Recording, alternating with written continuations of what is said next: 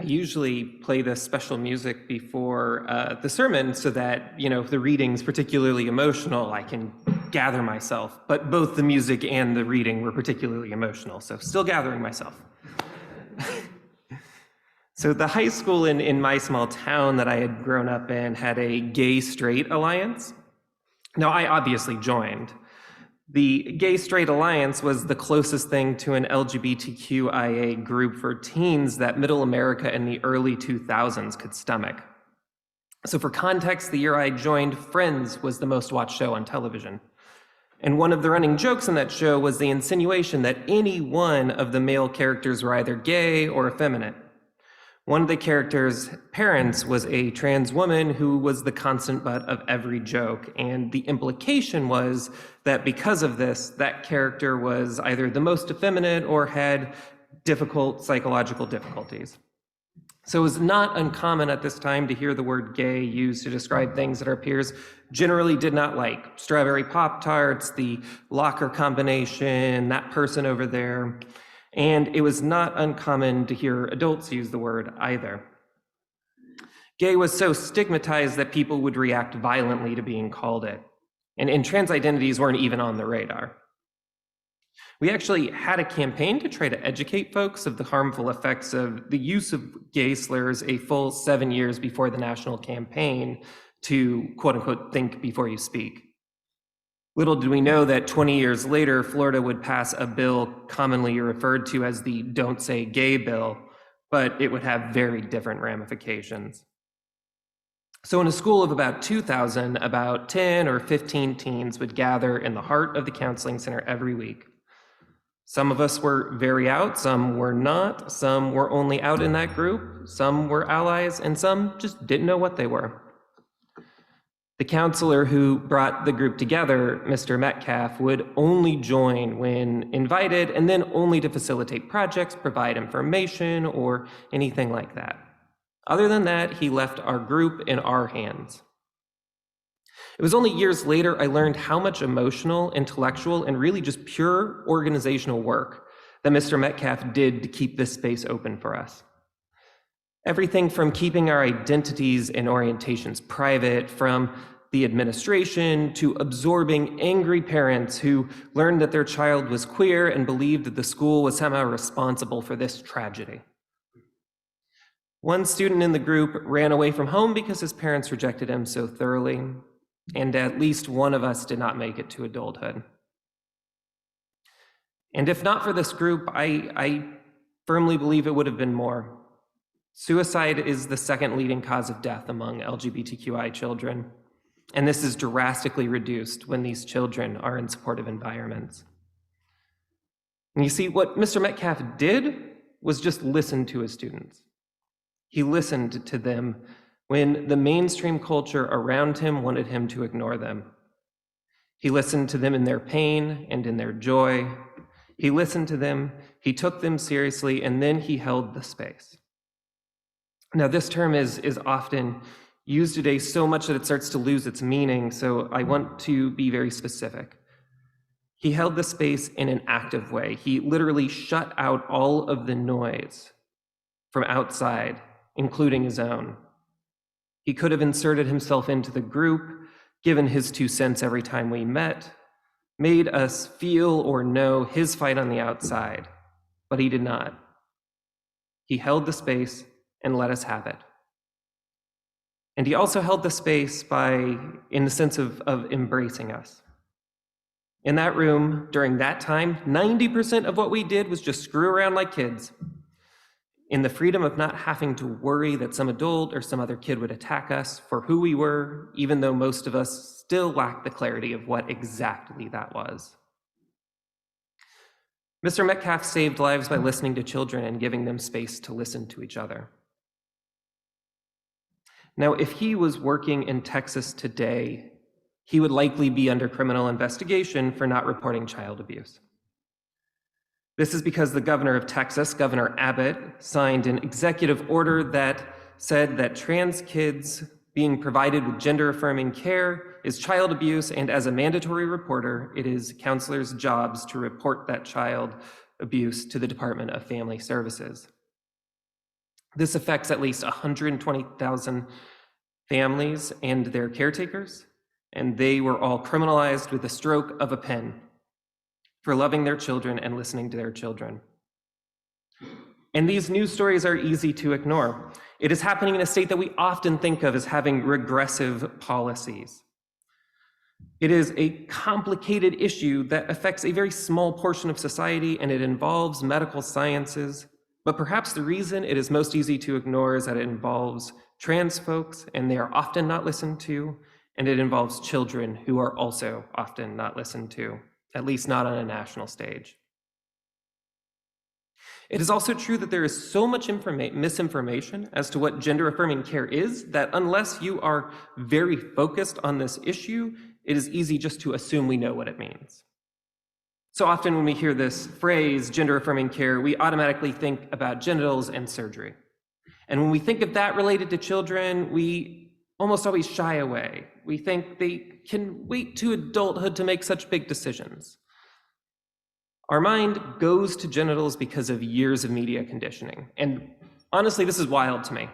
Society has thousands of characteristics that they use to determine the sex of somebody, and all but one of those indicators involves seeing someone naked. Face shape, voice depth, hair, hand size, foot size, clothing, your gait. 1,000 indicators of sex that we are projecting onto everyone that we meet, and we do it almost automatically without ever having seen them naked. And because all of this is so prone to misinterpretation, I would like to just broadly clarify and talk about what gender-affirming care is.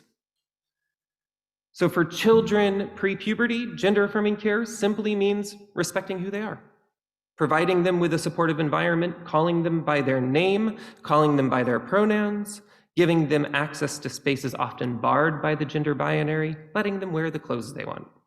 That's it. By the time puberty comes, the treatment is puberty-suppressing drugs. These have been commonly used for children for a variety of needs for a long time and properly monitored by health professionals. These are very safe. Should the child stop taking them, they will go through puberty normally.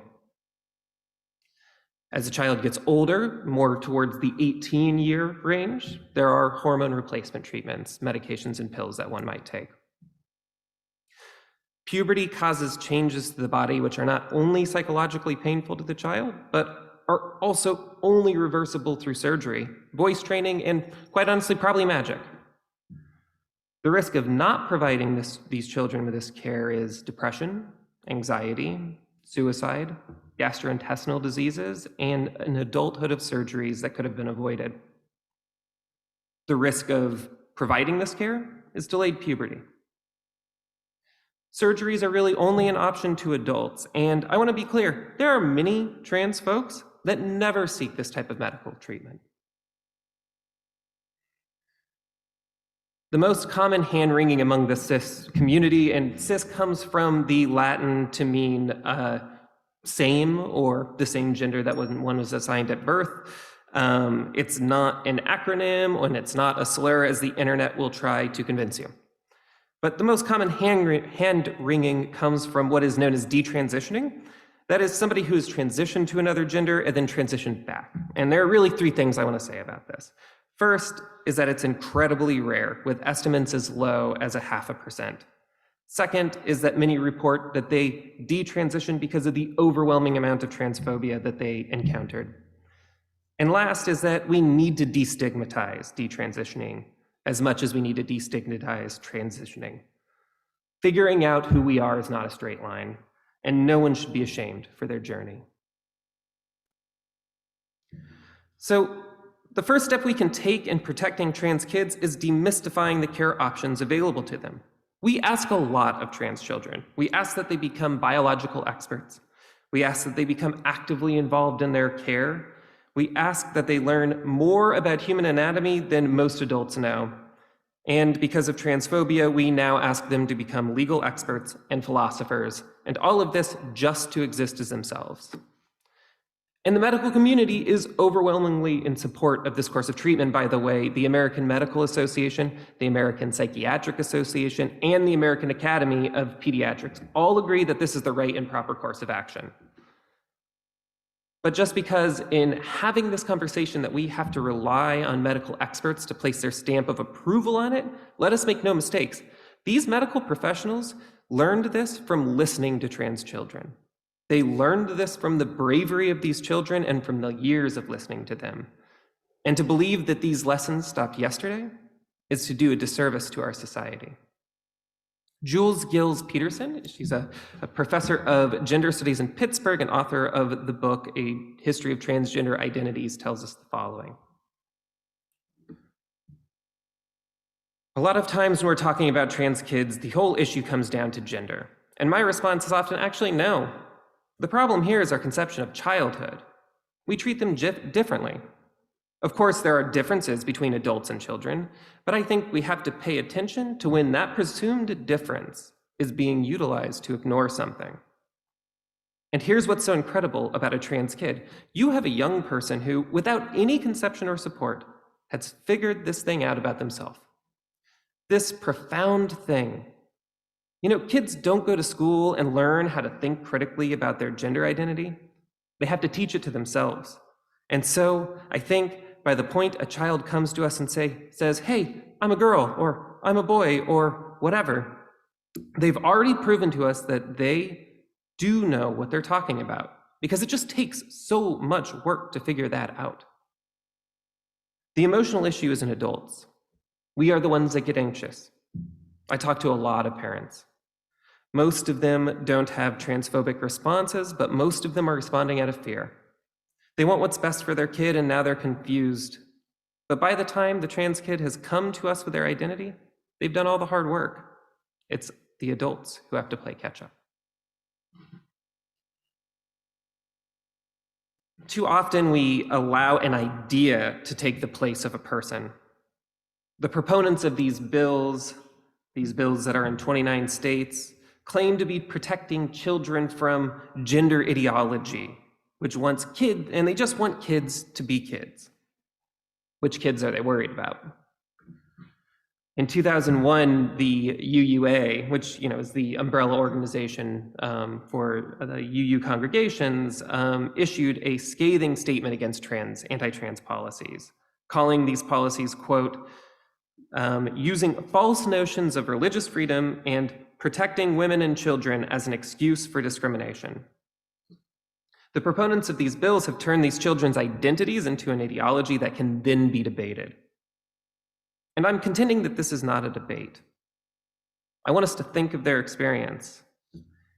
I want us to listen to them. So a child who spends who knows how long teaching themselves about their relationship to their sex. They see something that doesn't seem right, and they do the super difficult work of introspection without a society that is immediately open to this or who readily provides them with these resources. They do all of this work and come to an answer.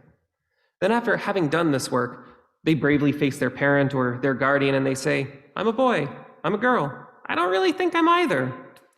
The immediate response of their parent is likely one of confusion and maybe even an entirely imperfect response because they are caught off guard and they exist in the same society that does not offer them the tools to easily have this conversation. It's hard at first, the child being so vulnerable and brave and the guardian being so lost and scared, but they do some research with each other. They find some places like the Trevor Project, and they connect this child with peers like them because this child has likely never met another trans person in their life. It is incredibly lonely being trans. Then they begin speaking with their pediatrician, and it's hard to find a doctor who is not explicitly or implicitly transphobic. It is endemic in the medical community, even though there are clear guidelines for care. The parent then has to have difficult conversations with the school about providing a supportive environment, which is an uphill battle often because school is either apathetic or in some cases hostile. Then the parent and child begin to create a network of other parents of trans kids for support, and things begin to seem like they're falling in place. And this is a best case scenario. And then soon after, they learn that they could be arrested because the governor thinks that they are abusing their child. The child worries that they will be pulled from care that is a source of joy and solace in their life, and they are worried that the few adults who have actually listened to them and cared for them could be arrested for the act of caring for them.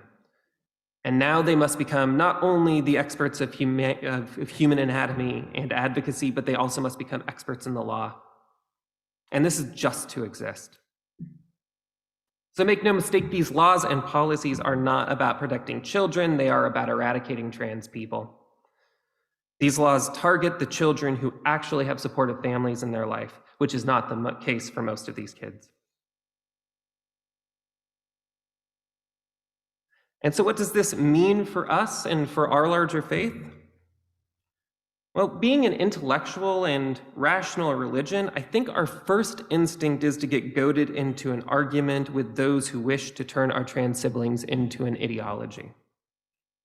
But I think the first step is that we don't debate that we don't debate their existence and their worth. Our first principle as UUs is that we respect the inherent worth and dignity of every person. Full stop. It's not a debate. It's not an ideology. It is a child with worth and dignity. It's a child who deserves to be treated with integrity, and we do that by listening to them, by taking them seriously, and by loving them into being. The second step is that all of us will eventually know a trans person or a family with a trans child. Heck, y'all know me. It behooves us to self-educate. Trans kids, their guardians, trans adults, their spouses, have to educate just about everyone they interact with. And just meeting folks who have the basic groundwork in place makes the world feel a little less lonely. Too often we are fixated on whether we did it right, but protecting our moral integrity can sometimes get in the way of actually doing it right.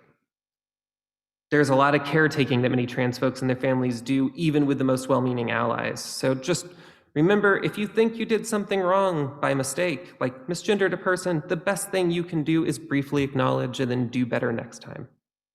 Then actually do better next time. And the third step implicates privilege. Too often, privilege is used as a cudgel against would-be allies, and this makes folks try to shed their privilege, but that helps no one. We are all a mismatch of different privileges and lacks of privilege. I'm trans, I read that way when I walk down the street, and as such, cis folks have a privilege that I do not. But I'm also white, I'm also middle class, I'm an adult, I have access to this microphone and to this video feed. Discerning our privilege enables us to leverage it, to lift those up who lack that privilege, even when it does nothing to take away from where we lack privilege.